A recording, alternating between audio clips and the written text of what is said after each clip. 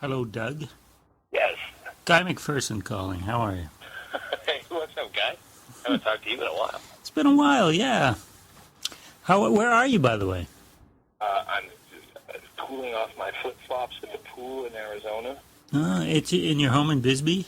No, I'm not at home. We went got a motel because I got my niece and nephew here.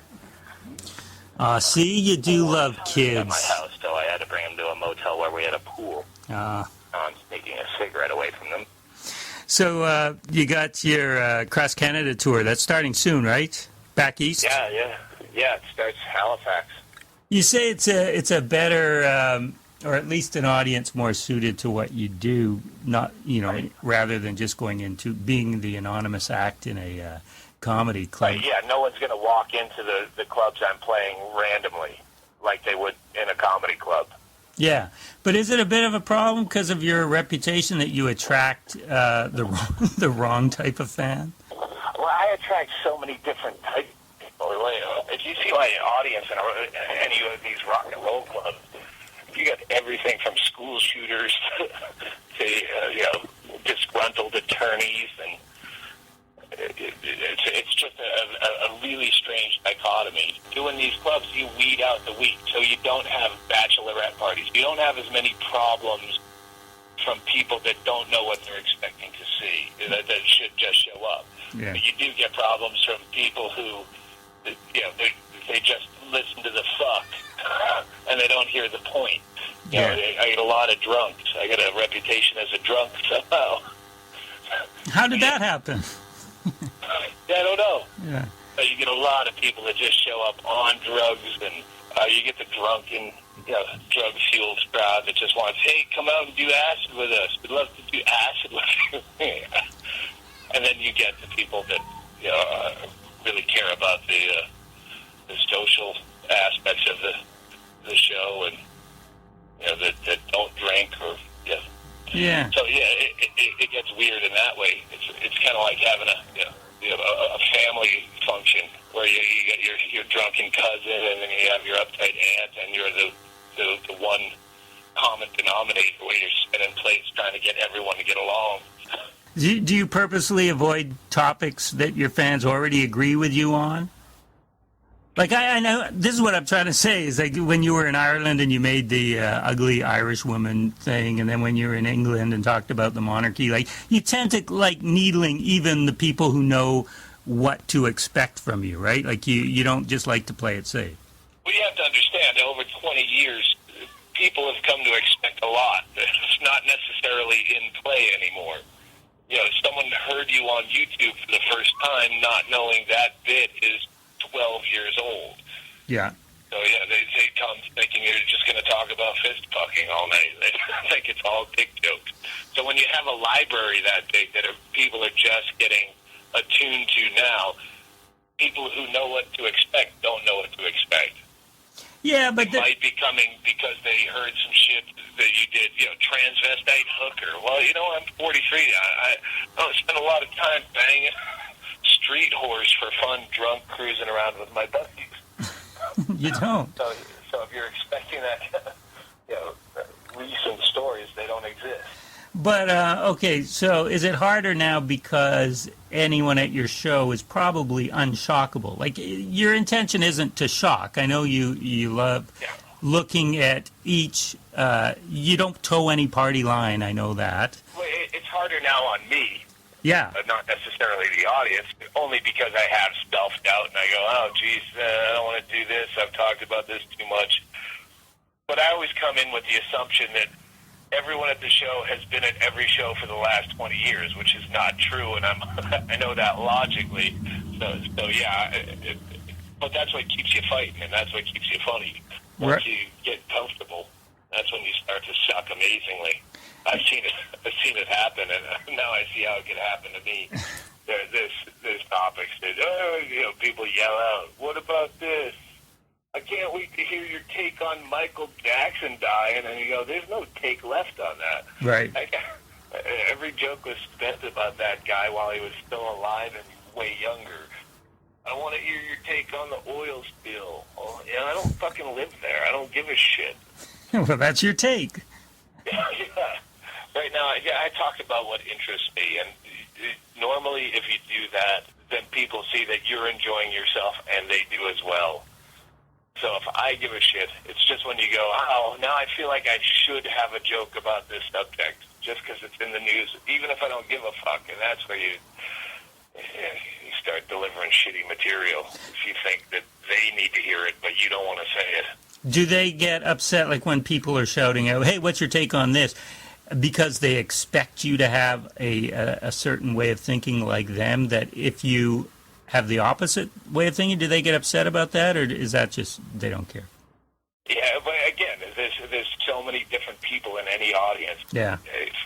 Once you start trying to play to the audience, that's when you're a comedian rather than an artist. Yeah, I always said about you that, I can disagree with 80% of what you say and still think you're great. And that's a mark of something positive. Yeah, it might be a mark that you're a freak.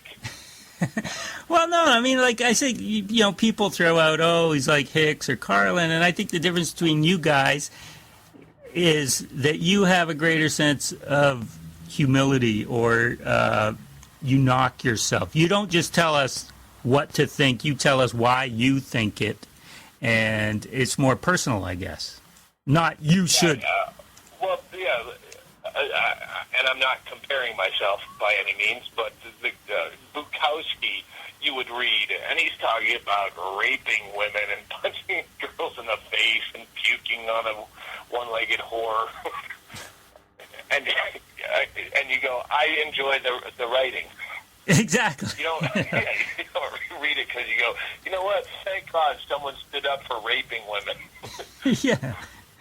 And so on that level, yeah, I think it might be more like that.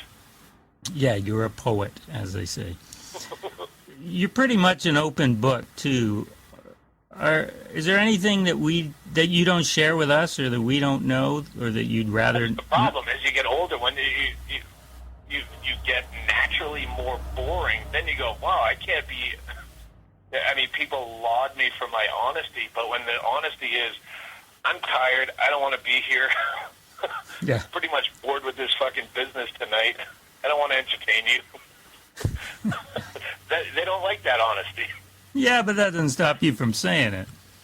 Yeah, no, it doesn't. Unfortunately, I have a way better career going if I just shut my mouth sometimes. Well, are there Hear about shocking stuff. Sometimes you want to go this fucking AG whore just so you can say you did it. Go, you know what I did last night? But then that's boring. Are there misconceptions about you? Like, I know everybody's trying to get you to do acid, as you said, or whatever. Yeah, people hand me off a lot. I've become one of those utility backs where they hand it off to me just so I can hand it off to someone else. People pass me drugs. I go, I can't possibly do these drugs tonight. And I have a 6 o'clock flight in the morning. Right. So you heavy handshake me, and then I find the guy that looks the most unliked and desperate and give those drugs to him. Did you have a lack of embarrassment as a kid, too, or did that come, do you remember when that came? Like, I mean, could you talk about yourself? I was always the same kid where I wasn't class clown. I was the same, as I am in comedy today. I wasn't the class clown. I was the really dark kid that was trying to be funny, but it was not humor that my peers, appreciated. Right. But were you embarrassed about certain parts of your life, whereas now you don't seem to be that way at all? I'm sure I was always insecure. I don't know, I was so much embarrassed. Probably more of an embarrassment than I was embarrassed. Yeah. Yeah. The rotten fucking kid. You were rotten? Yeah, I was a rotten fucking kid. I mean, as a young teen, I was geeky, and basically, again, a school shooter that didn't have the balls. So I used my dark sense of comedy to ostracize myself even more. And I was shitty. If you looked at my childhood and then looked at Jeffrey Dahmer's childhood, it's such a parallel to serial killers that I really wonder sometimes if being funny wasn't the difference. Yeah, I fucking tortured small animals. I'd fucking have torture camps for caterpillars.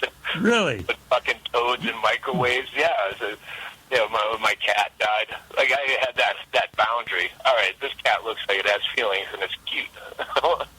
But toads and insects, fuck them. But at some point that changed, right? You got some empathy? Yeah, no, I look back. My brother, who's here right now visiting in Arizona, where we sit around and go, man, do you remember that time we put toad in ammonia? Fuck, I think of that now, and I go, Jesus, I'd want me dead. Yeah, we were rotten little fucking kids. How did you get past that? Idea. When you have those thoughts and you have those instincts where you go, it's only a fine line that keeps you from jumping ship, and I think that's what gives me a lot of empathy for people that I do defend on stage. Like who? Like fucking bad people. Yeah. Fucking rapists, pedophiles, murderers, whoever. Fucking 9/11 terrorists. Where you go, well, look at it this way. Because when you see the balance about how you could go either way with any kind of decision or point of view, I think that was a Abby Hoffman quote, or at least from the biopic with Vincent D'Onofrio, where that's the worst part he says about being a liberal, but as you see both sides of the issue, yeah, you don't have a specific dogma. There's sometimes where you think, wow, it would be great to be completely closed-minded, where you knock up a girl, you marry her. That's just what you do. That's how I was raised, and people don't question their point of view. And it would be so freeing on some level to be able to just not ever question anything. That's what you do. Yeah, and the more conservative people tend to think in terms of black and white. Someone is just pure evil, or they're pure good, and there's no shades of gray. Whereas I don't think it's conservative or liberal really at all. No? I think liberals have just as much culpability, especially now. I hate to even use the expression political correctness. It's closed-mindedness. You don't say these words. You don't make fun of race or sexuality or whatever. That's not a conservative thing. That's a liberal thing. Right. Shit like smoking in bars. That's not fucking conservative. You're making blanket laws about what people can do with their private property. That's a liberal agenda. By banning smoking or by allowing it? By banning smoking in bars, that is a liberal agenda. People shouldn't have to work in these conditions, and people shouldn't have their clothes smell like smoke when they leave a bar. That's someone's fucking property, cunt.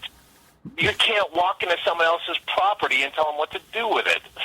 So, yeah, that's a very conservative angle. People confuse me for a liberal all the time, where you go, a lot of these things would be considered conservative, but it all boils down to individual opinion on each and every topic, and there aren't two camps. I don't have any answers. I can spot problems. Yeah. Worst thing about comedy. Go ahead. Let's find the problem in this. I heard you on Marin's podcast. Am I understanding right that you're a little less of a libertarian than you thought you were? Well, as a doctrine, they have a dogma just like any other political party that if you're going to say, all right, this is what libertarians believe in, I lean libertarian. But again, you can't take any kind of dogma like that and say, okay, this is what everyone has to believe in to be part of this party if you expect the party to work. Right. Yeah, I agree with that. You got to pick. There's a lot of things that are unworkable. I mean, am I a libertarian at heart? More so than not. But will it work as a party? Fuck no. Certainly not. Yeah. Switching topics, you are a revered among the comedy cognoscenti. Guys like you and Louis C.K., but he keeps getting shots at sitcoms. Where's the Dougie sitcom? I'm not good on TV. Maybe that'll change. But how do you know? Have you acted? Well, not well, and it was never something I was comfortable with or really wanted to do. It's ridiculous to try to have favorites at this age when you've seen so much. But if I was pressed for an answer, Louis C.K. would be my favorite guy working right now in the public scope. Mm-hmm. I fucking love him. Have you seen his new show? Yeah, shit. Oh, is it? I haven't seen it. What's wrong with it? It's like my act when I'm rambling. Oh, yeah? I'll watch it. I'll watch every episode, but I wouldn't recommend it to anyone who's not a big Louis C.K. fan. I love watching him, but the show goes nowhere. It makes no sense. He starts out on stage talking about a topic. It goes into an acting segment that might have nothing to do with what he said on stage, and then go back to stage, and none of it's connected. You'll understand when you watch it. Yeah. And you're also... It's disconnected from itself. And you're watching Last Comic Standing? Yes, I watch that religiously. As but it... This year, I've seen a lot of guys I laugh at. I wonder if I'm getting soft because I'm laughing at a lot of these comics. Well, they seem... I know a lot of them. Yeah, they seem to be a little better this year. Yeah, well, I mean, when you get Andy Kindler and Greg Giraldo, that obviously they had to do that consciously. All right, let's make this more. If the industry likes it, it's a calculated move to get people that comics like involved in this. Yeah. And have Ant. When all of comedy is against Last Comic Standing, it's going to hurt their credibility. So, bring in Andy Kindler had to be a calculated but brilliant business decision on their part. I did the presentation pilot for Last Comic Standing. I'm the fucking Himmler behind that whole stupid show. Really? $2,500 to live in a house for 3 days. A presentation pilot is a pilot that they make, the production company makes to show the network this is what it'll look like. Ah. And the network decides whether to buy the show based on that. So it was me and John Heffron and Jody Maruska. There's 5 comics. It was just like a microcosm of what the show would be. I feel somewhat responsible for it even being out there. And you never did it come close to you actually being on the show? No, they invited me on the show later on where I wanted to do it. That's the same reason I wanted to do Girls Gone Wild, because it was some stupid thing I could go fuck with and not care, but it's all going to end up in how you look in editing. Yeah. If I went and tried to just trash the thing like it was some fucking bad bar mitzvah I was hired to perform at, they could edit you to look like the biggest asshole in the world. But everyone that gets on there, like Lori Kilmartin this season, if there was odds on some offshore betting site, I could have made money telling you who's going to go through these rounds. Lori Kilmartin did not wait in fucking line. She has more tenure than the judges on this fucking show. Yeah. They're all like friends. You're watching it's like if you knew that Randy Jackson and fucking Simon Cowell were lifelong friends with the American Idol performer auditioning next, but they make it seem like they waited in line. No, she didn't wait in line. She was invited, had a time slot, came in, they knew ahead of time. They're all friends. Yes, she'll be moving forward. Hey, are you doing a book? Is that what I hear? Yeah, we're working on it. What kind? What? I don't know. I have an idea. My manager has an idea. They're not the same idea. Maybe we're working on 2 books. But kind of like your blogs and essay format? Yeah, well, that's the easy one that you could just shuffle out, like, any number of comics. Yeah, we're working on something more difficult than that. Well, you should do a book because I really like your writing. I mean, it translates well from your personality, which is some comics don't get. They can't maintain their who they are on the written page. Well, I can control more who I am on the written page, and I really enjoy that, except, I mean, it's physically taxing for me to write. I get so, like, almost tweakerish, like a speed addict sitting there where my muscles are just trying to find the right word and second guessing, and it's so mentally taxing that it becomes physically debilitating to write for any length of time. So if I can get past that and find the same way I found alcohol to motivate my comedy career, if I find the right drug combination that allows me to write for a long period of time without going completely sketchy and getting alopecia areata where my hair falls out in spots, yeah, I prefer to write than perform. I don't think anyone enjoys the writing process. Yeah, some people talk about they love it, but Well, have you heard that quote? imagine why. There's a quote from a famous writer who says, "I hate writing, but I love having written." Yeah, That's how I feel, too. yeah. Well, you always know the quotes that that fit who you are. That's true. A lot of people that love to sit down and write in the process of it. Really? I haven't heard They'll that. never finish because they never think it's perfect. Well, no, I'm great with putting it out half-weight. It's good enough. Have you ever done a show completely sober? Not for a while. I think I can't remember the last time I did one. But yeah, they're not fun. Oh, really? Yeah, no, I never. The only time I've had fun on stage sober is when you're so dragged out from the nights of partying previously, where you're basically running on no sleep and everything's hilarious, where you get those giddy fits of laughter and everything's silly because you're just so overtired.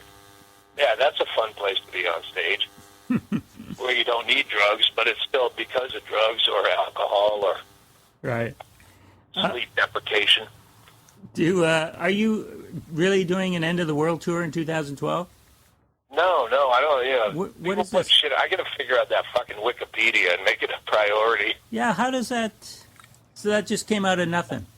No, it didn't come out of nothing. It came out of me saying I'm doing an end of the world show. We're going to do one show for the end of the world, the 2012 mythical end of the world. We're going to do a show for. Right. Okay, so you are doing a show. Yeah, well, we're going to do a show for the end of the world, the 2012, December 20th, the night before December 21st, 2012, which is the end of the Mayan calendar, blah, blah, blah. Yeah. And we're going to do a big show with all the unbookables and some bands that we love, and Yeah. somewhere here in Bisbee, unless we think of a better place. Like a big outdoor thing? Yeah. Oh, yeah. So, yeah, I mean, you like a good conspiracy. Do you... I love them. Do you, and I know it's not mine's not a conspiracy, but do you put any credence in that? Or is this just good fun? Any moment could be the end of the world for any of us. So, yeah, no, I put nothing into it. Oh. I hope for it. Do you? Sure. No, you don't. If you actually, The end of the world? Why not? well, just All it's. temporary anyway. Oh yeah, not that, but it's just the how it happens, and in the moments right before it happens, the panic, the what. Yeah, I know. So why not all go together? Well, yeah, if it's There's quick. a reason you get married, and you. Yeah, if it's quick and easy. Yeah, we're all going to go anyway. Why not all go together? Yeah. That's kind of the most peaceful, hope you could have. That's what you would hope for, and it would if you had a wife or a significant other. Wow, it would be great if we just died at the exact same moment. Yeah, it would be. So if you love people, wouldn't it be great if we all died at the same time? Nah, not so much. No, I want to outlive you, faggot. When you played the last time in Vancouver, you were at Yuck Yucks, and you were at the end of some. I still remember those shows. Oh yeah, why is that? No, those are like, amongst epic meltdowns on stage that I remember. Hey, so I was there for that. That's great.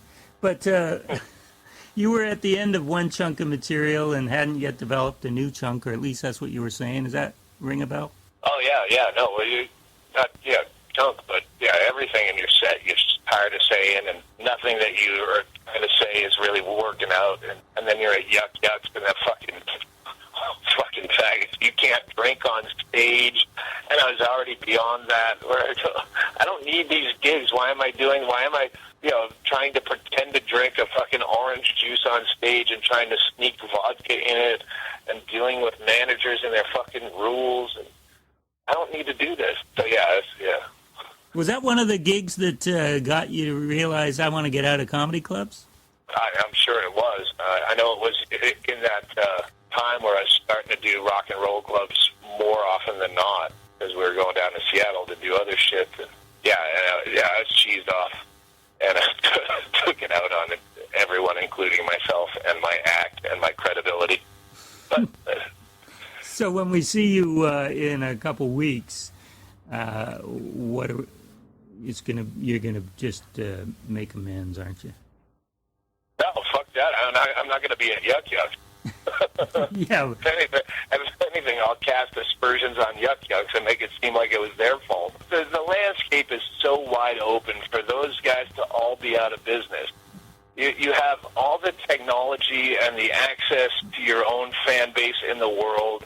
You don't need some douchebag that says he's a comedy club owner to tell you if you're ready to do comedy when he doesn't know. He's a business guy. Well, I'll decide if you're ready or not. Who the fuck are you?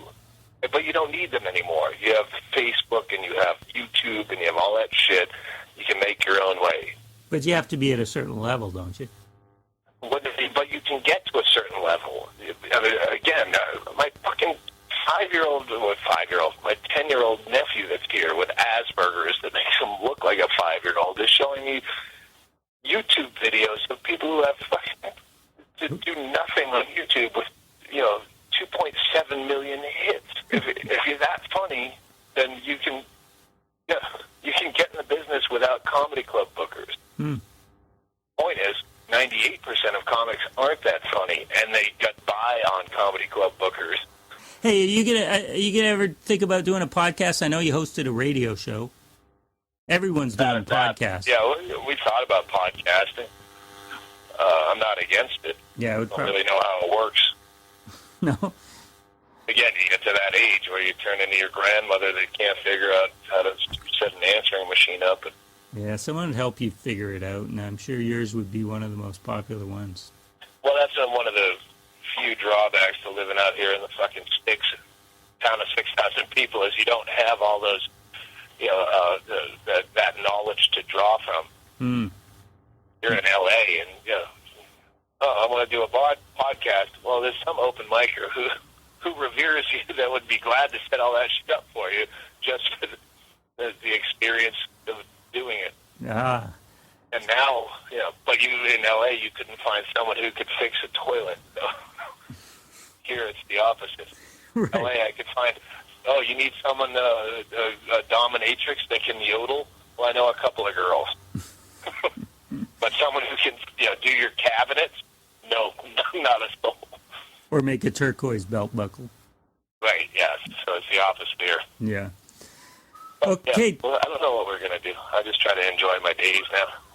When you look back and you feel so silly when you had plans, there's nothing I've done in my career I would have ever planned.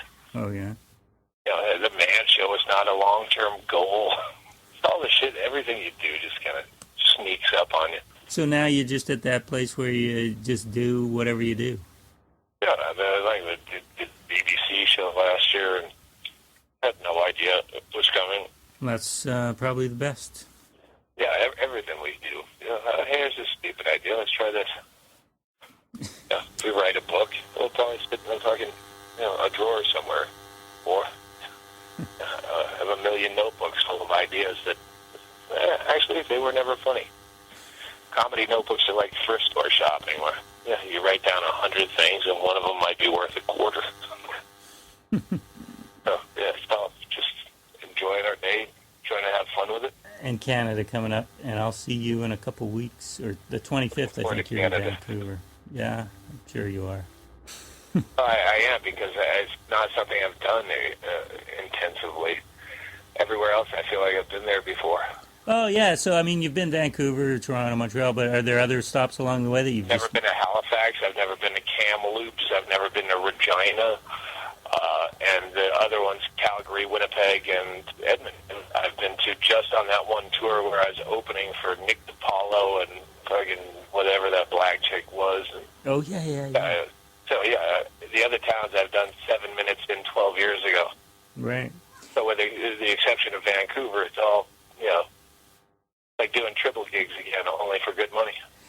And it's good that we're kind of at the end of the tour, because no doubt we'll get your reflections on those godforsaken holes that you're... Believe me, and everything that I can mine from Canada will be resold for twice the price in London. So I'll be writing a lot. London, they're a motherfucker over there. They know every word I've ever said that I don't remember saying. Right. That's where the most pressure is. So, yeah, I'll be scraping your entire country for anything I can resell in London. Excellent. All right, Doug. Thanks. Vancouver. Thanks a lot. All right, guys. Okay, see you.